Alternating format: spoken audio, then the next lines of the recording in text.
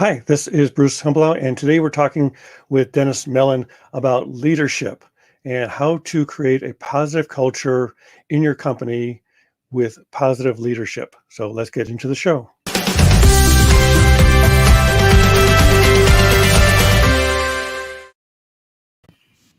Dennis. How's it going? I'm doing well. How about you, Bruce? Good. It's a great day. So, yeah, we've known each other for on and off for about a year now. Yeah, that's about right. Yeah. And I've been looking to you've been looking to be a guest on my show, and I've been trying to schedule in, and I guess this worked out perfectly. Perfect for me. How about you? Yeah. So we're talking today about leadership, and there's different types of leadership. And I guess the biggest thing about being a leader is kind of identifying your leadership strengths, because everybody has their own style. I remember one of my first jobs, I had a leader who was, or a boss really, who was a screamer, and I was able to work with him and be the filter between him and the rest of the employees.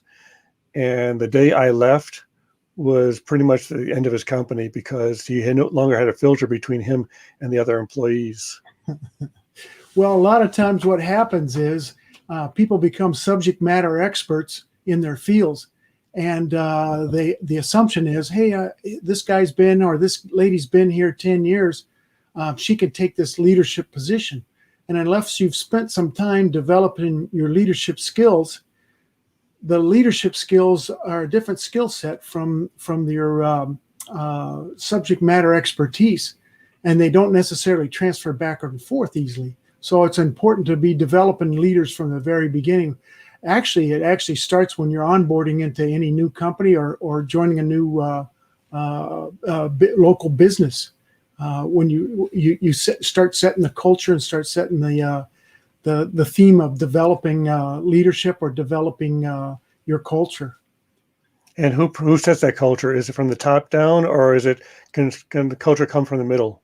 It can come from the middle, but the single biggest influencer comes from the leader themselves, whoever it is, the man or woman that's in charge there. It's important for them to set the tone, and from there it becomes easier. But there is that situational leadership where you become the leader in a certain group, or even the influencer in the group. It's like the basic theme behind my Be a Bean. If you're a leader and you're a coffee bean, you're the one that's got the experience. You've gone through the roasting, the grinding, the brewing, the pouring, and what your goal is to influence the water around you and change that ordinary water into gourmet coffee. Anyway, that's the analogy I use.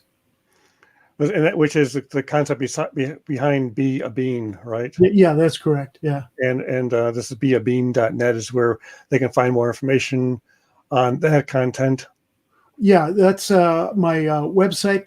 There's where I post the upcoming events, Power of Positive Leadership training.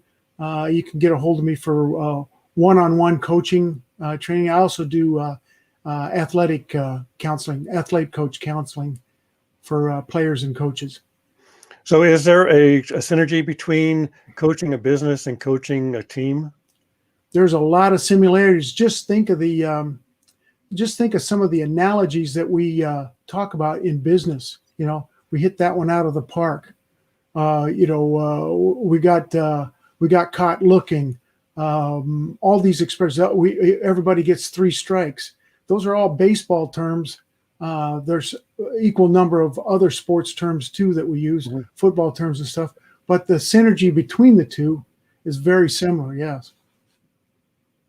And so you help. I think in the introduction, actually, we talked about helping emerging leaders, and I guess identifying your personality is important, because knowing thyself is probably the key to knowing how you come across to others.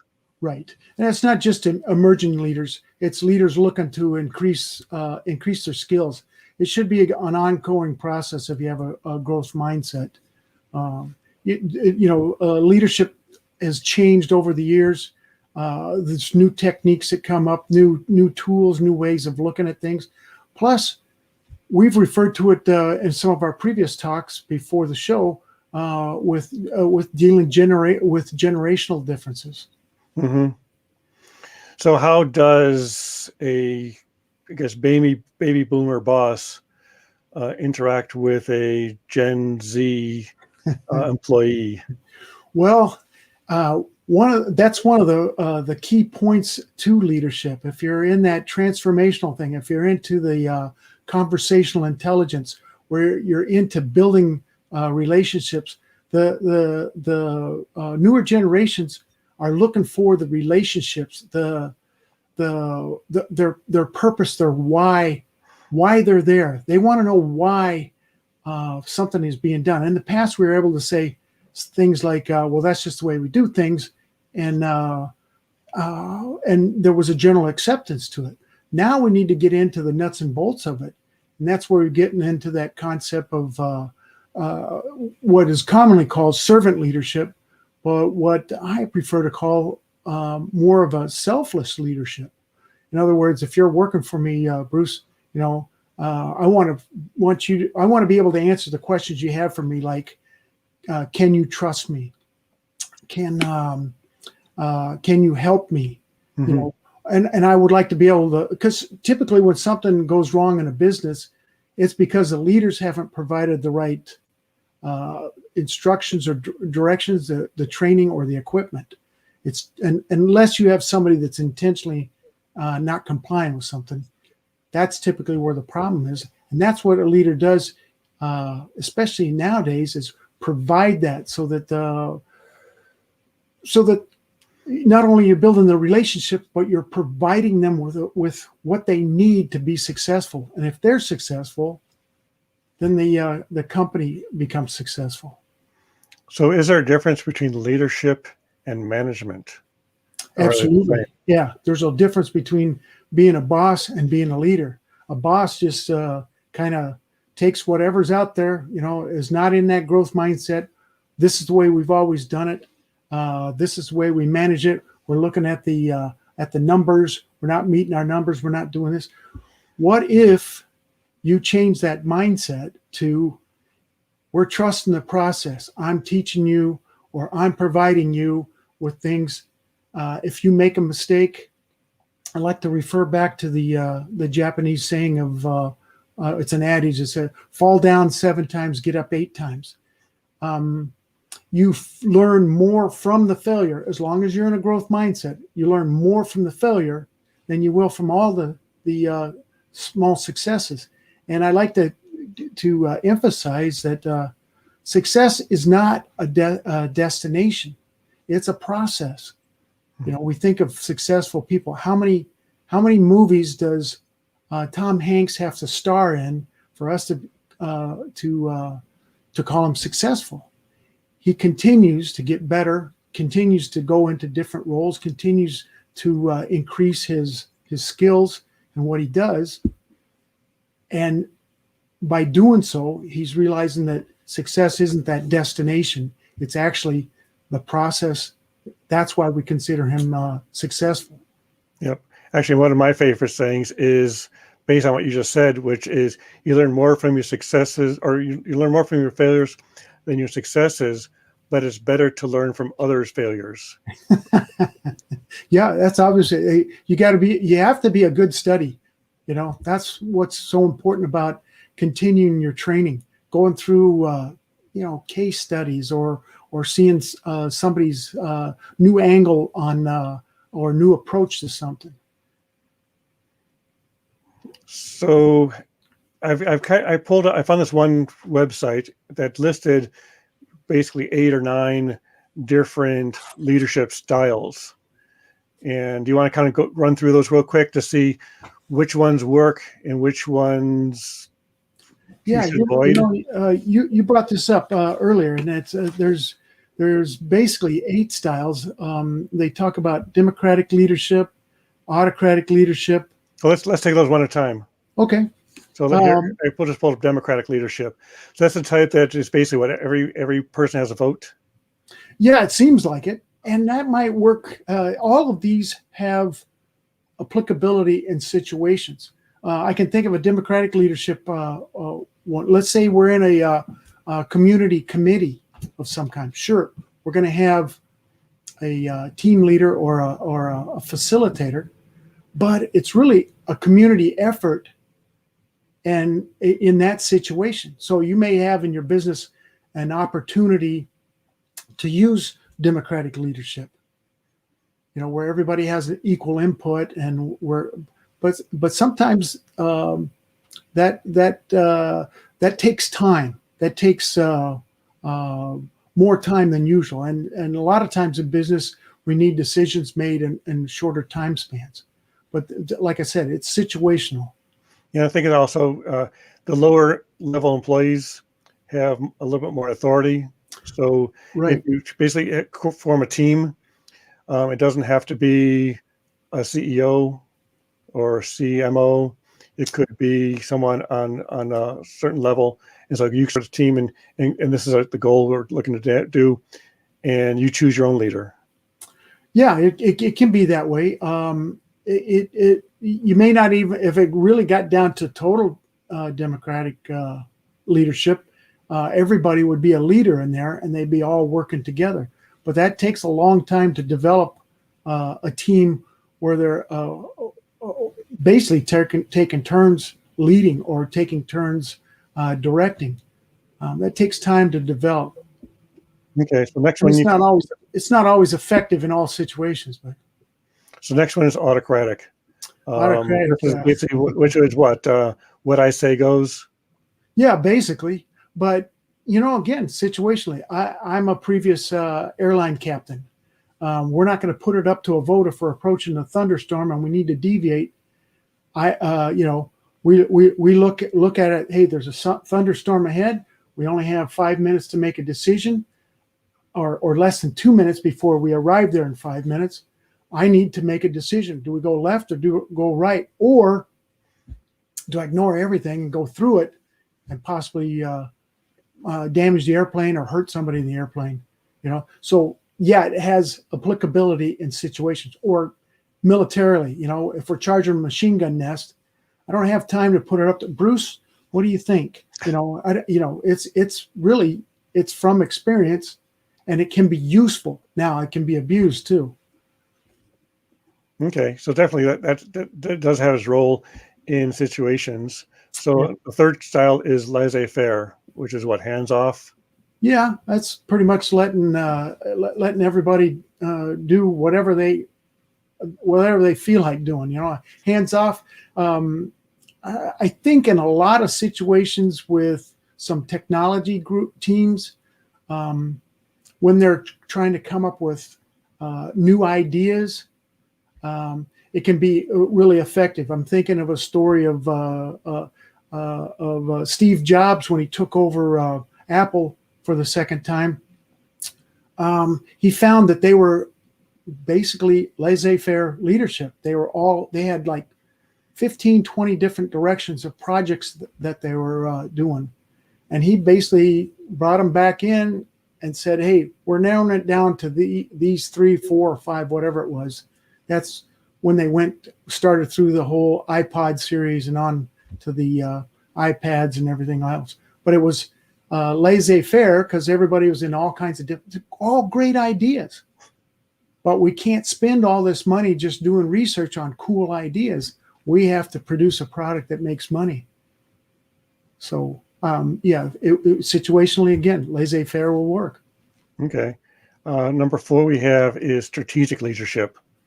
Yeah, that's like C-suite type stuff. The CEO up there brainstorming what's the direction that we're going. What's our vision? Creating that vision that everybody latches onto. Not necessarily down in the nuts and bolts of Dennis, Bruce, we need these reports, or we need this shipment, or we need more trucks, or we need a better inventory software or something like that. We're not into the weeds, or this is the direction that we're going. We're creating that vision where everybody's on board with we create cars or like a Doug Conant at Campbell's Soup talked about. His vision was something along the lines of creating food that makes a difference with people every day. And he used to repeat that constantly. So he was in that strategic vision and making and leading from that, letting everybody know what that long range goal is. They're kind of, I think I like to use the telescope view. You know, we're looking at our North Star as opposed to looking at the microscope view, where we're looking at every step of the way to get that view of the North Star. Which kind of leads into the next one, which is transformational, where you're trying to change the culture or change the thought process of the business. Is that part of the strategy, or is it just basically what we've been doing in the past hasn't been working? We need to change. Well, I think it has more to do with building the relationships. Think about anything that you've been involved with. The ones that were more effective, the teams that were more performed better, were not necessarily the teams that had the best skills and things. I think Google did a study where they took two different teams. One, they took all the people with the best skills and they put them on one team. And they kind of engineered this other team for people that were into the relationships and stuff. And the team that was into the relationships, the transformational leadership style, were more open. They could talk more openly. There weren't egos involved, you know, and they outperformed the team with all the skills. And you see that in sports all the time. It's not necessarily the most talented team that wins. It's the team that's together. And that comes from transformational leadership, developing those relationships. And what was that Brad Pitt movie with baseball team? Moneyball. Yeah, Moneyball. Mm-hmm. Yeah. It took a while for him to get everybody on board, but he was definitely a bean. He transformed that team into gourmet coffee, and it wasn't necessarily the most talented baseball players, but they sure got the most bang for their buck out of that, didn't they? Yep. Lowest salary, but very skilled team, very effective team. Would they win 21 games in a row at one point? I think so. Unheard of, right? So and then number 6 is the transactional. Is what you'll get a bonus if you hit your numbers. Type leadership. Yeah, it's a tit for tat type thing, you know, and that can be motivating. That can get, again, it's situational. Obviously, if you're selling cars, the more cars you sell, the better the company's performing. Well, then if you're selling a lot of cars, maybe we should reward you. You know, it's a tit for tat type thing, but it may not be as effective in another business. If we're into one of the local businesses that's making trophies or picture frames or things like that, there's only so much transactional benefits that an employee can get out of that. It's kind of limited, really. I don't know if that's a really good example or not, but yeah, I think another example would be if you say, okay, if you hit let's say 100 pieces in a day, you get a bonus. Right. And if they're capable of doing 120, they're not going to do 120 because all they need to do is do 100. Yeah, right. Exactly. That's all I need. Hey, I'm it's done. 3:30. I hit my 100.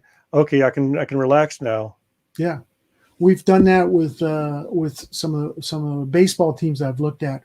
Where they've had things like we want to score 4 runs a game because we see that if we score 4 or more, we win. Well, as soon as we get to 4, okay, we've reached our goal. Now what? You know. Now what?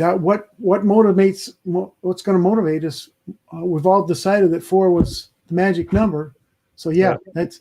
But again, it's situational and it might apply better in a different industry. So you actually mentioned about baseball teams and the coaching style. So the fact that you hit four runs is like, okay, let's keep going. Right. Well, that's exactly right. So what would be a more positive thing? Hey, my philosophy with baseball, I like to talk about it with the team, and says, we're going to always have heroes in the games, but the most important thing, or what determines whether we win the game or not, is runs. So instead of, we want to hit 4 runs per game, let's produce at least 1 run every inning. Get them on, get them over, and get them in is a good philosophy with baseball, especially at the high school level. Yep. Because there's not going to be, what do they call it in baseball? We're not going to have many banana innings where we score them in bunches, right? We just need to score, and not very many teams score every inning. Speaking of Tom Hanks, what you reminded me is there's no crying in baseball. Is that what they're saying? Yeah. Well, there is, but it's done privately or inside, right? Okay. It's hard to keep from doing that. And so number 8 is the bureaucratic leadership, which is pretty much by the numbers. Yeah, and it's there's a lot.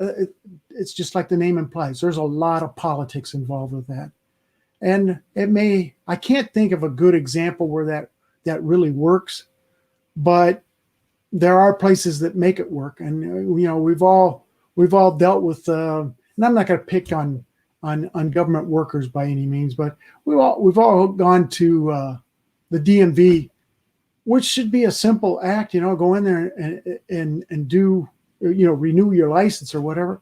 But it seems like it takes forever because there's so many people that have to put their stamp of approval at every step of the way, and it just pretty much where the process gets in the way of the people. Yeah, I think so. It's like, okay, we developed this process, goes A to Z, and you need to follow every single step for this to work.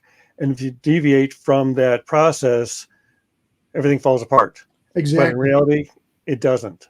Yeah, exactly. And we're not really interested in, hey, we can combine step 3, 4, and 5 into one step.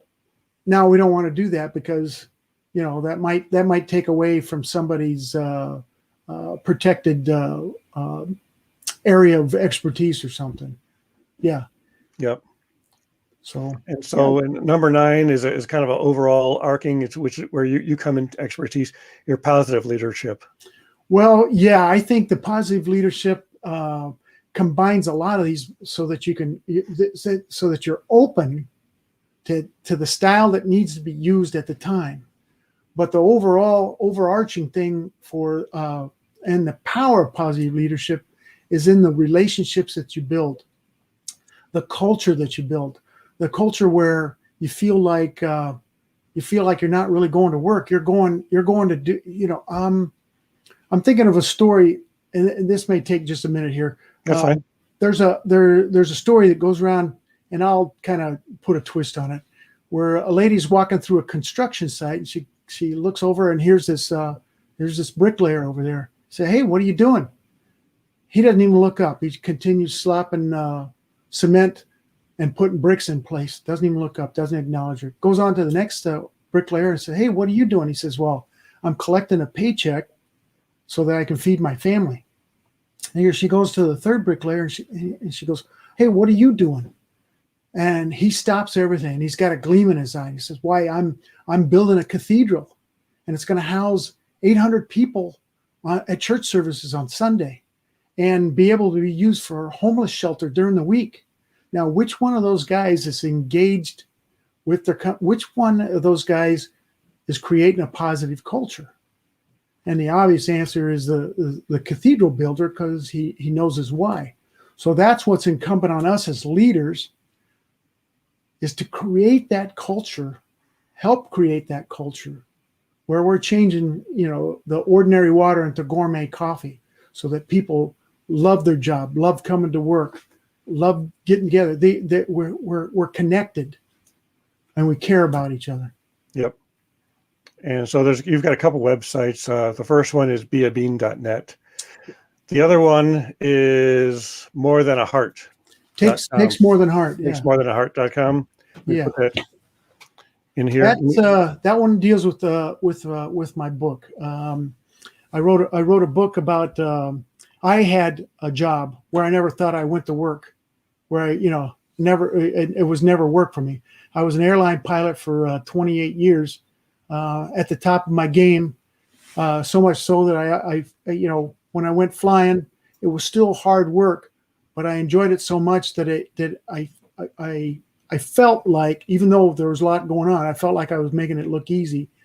And I was out mountain bike riding, trying to keep in shape, when I had a heart attack, and I was alone on a trail in Western Washington, and luckily 2 hikers came upon me and promptly called 911. Now, I didn't know anything about this because it was a serious heart attack. I don't know if there's another kind of heart attack, but other than serious heart attack. The thing goes as serious as a heart attack. Yeah, exactly. And the EMTs had to hump up a 500-foot climb with a gurney, get me stabilized and take me to the hospital. They had to stop about 25 times to defibrillate my heart, put the shock paddles on and all that. It took a half an hour to get to the hospital, and they had to do another 20 times in the hospital. And I wake up 3 days later and I have no idea where I am or what I'm doing. But I couldn't go back to flying ever again. And that was a devastatingly crushing thing for me, because since 10 years old, I had wanted to be a professional pilot. I remember my father's Air Force base at 10 years old, looking up at the sky going, hey, look at those airplanes up there. That's a pretty cool job. That's what I want to do when I grow up. Of course, my wife says I've never reached that point, but we won't get into that. But from there until age 56, that's all I wanted to do was be a professional pilot. And now, just like an 18-year-old trying to decide where to go to college, what career to go into, whether to go to a trade school, what am I going to do?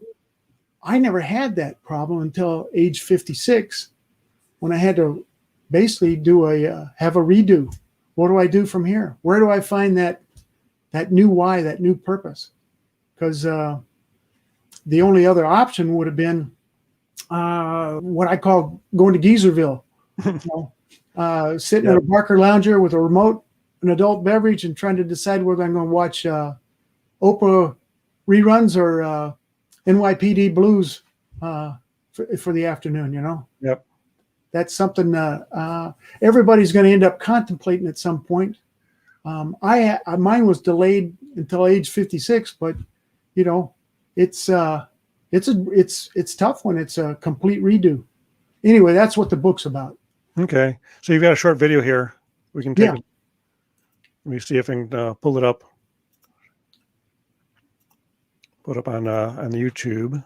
Yeah, it's a book teaser. I have to credit my sons for this. They put it together and did a real fantastic job with it. So really, right now, there's no audio on this, is there, or just music? There's audio, yeah. So I guess I'll restart it with the audio then. Okay.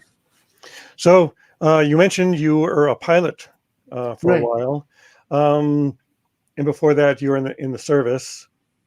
Right. So what has those ventures helped you with in creating your branding and your leadership style? Well, it certainly has introduced me to a lot of diverse cultures, that's for sure, because I've been everywhere from Kenya to Eastern Russia to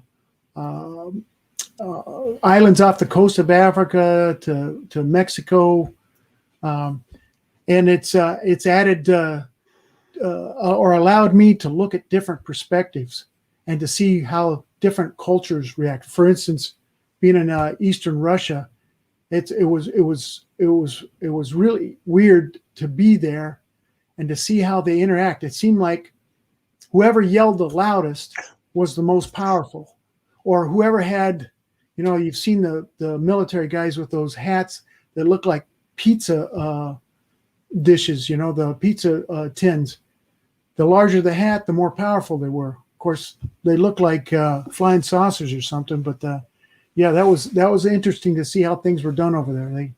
It seemed like whoever yelled the loudest was the most powerful. Yeah, I think there's some industries like that still, or some businesses still, who think that works. So here we go. We're all set up to add it to the stream and hit play.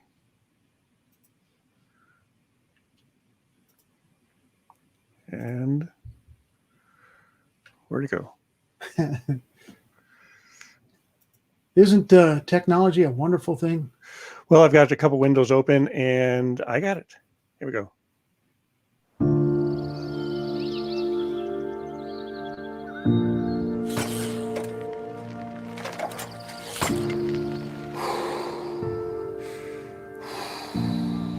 Man, I don't feel so good. Come on, Mel. You've done this 100 times. What's wrong with you today? Maybe I should stop and get a drink.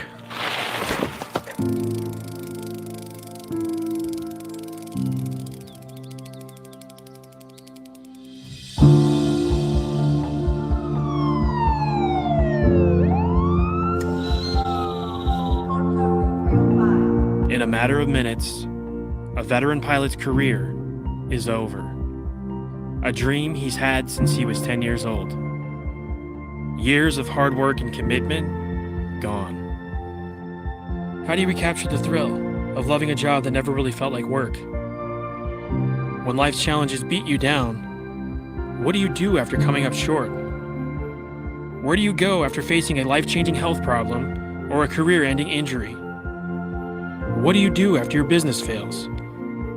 Fall down 7 times. Get up 8 times. You're looking for a do-over. Are you looking for that career change to reignite your passion? For every great challenge, there's a new opportunity. Turn life's challenges into your next big move. Pre-order. Takes more than heart. Your next big journey starts now. Excellent. Yeah, so that was my 2 oldest boys have like masters in digital cinematography, and they do. One of them's a professor at DePaul now, but they do all kinds of stuff with that. And then my 3rd oldest is a sound designer, so he did a lot of the sounds and everything on there, or did all of them, I guess.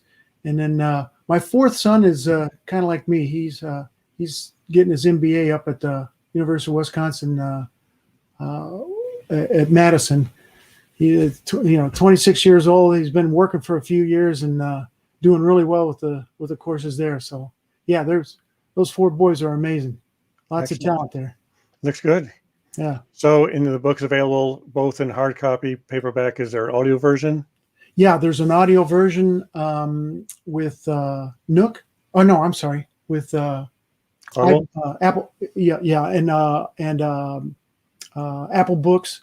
Okay. And then and you can contact my email. I've got books for sale here that I can send out to. In fact, if they want to put something in the chat, whoever's listening live, be happy to send a signed copy. And or replay. Yeah. So we got contact information here, and also, do you have anything sort of like a test or a oh yeah program? Yeah, I have leadership, is a leadership kind of strategies. Yeah, I have 4 actionable items that you can put to use today, and they're things like reminding you about making sure that you're using your caring trademark. Everybody has a caring trademark. I talk about my caring trademark is writing a lot of thank you texts just for simple things. I thank you, Bruce, for bringing the copies off the copying machine, or thanks for the coffee. Just little things showing appreciation of things. So, and then making sure that you get out and about, not speaking to people in your office, but out on the shop floor, out one-on-one with whoever you're working with. at their workstation, whether it's a office desk, cubicle, or on assembly line or whatever, making sure that you're talking, finding out about them, see what's bothering them today and things, not just work related. But anyway, it walks you through that, and that's 4 actionable items you can put to use today. Okay, so just put that in the subject line. Yeah. So for actionable items, Yeah. or just mention the show, BSVP on site. Yeah, that'll work too. So it's great. Any other words of wisdom on leadership before we sign off? No, the only thing I want to reemphasize is whether you're a leader of a large group or you're a single business with only 4 or 5 people, you're the single biggest influence on the culture in that workplace. So be that bean and transform that ordinary water into gourmet coffee. Excellent. Yeah. Thank you. You've been a great guest. Thank you. And for more information, you can always subscribe here to our channel, as well as we also have a resource page on our website. So if you go to bsvp.com/resource, a lot of information on video strategies and live streaming and getting yourself out there and creating your own brand and being your own leader. Well, thanks so much, Bruce. I really appreciate the opportunity, and it was a good discussion. I didn't know where it was going to lead to, but it was a good discussion. Yep. I learned some stuff today. I think there's more to talk about, so we'll definitely have to have you on again. All right, Bruce. I'd love to. That'd be great. Great. Well, thank you much. And again, please subscribe and share.